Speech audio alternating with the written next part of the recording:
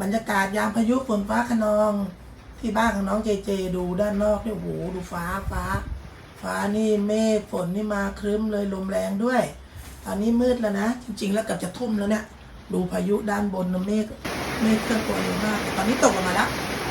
ฝนตกหนักด้วยเรามาดูที่สองป้าอยู่ตรงไหนกันเวลาฝนตกนี่ป้าน้ำส้มเข้ามานั่งอยู่ในบ้านขอเข้าบ้านแล้วโอเลี้ยงละโอเลี้ยงอยู่ไหนดูโอเลี้ยงนี่โอเลี้ยงอยู่ไหนเลี้ยงอยู่ไหนลูกโอเลี้ยงก็ขอเข้าบ้านเหมือนกัน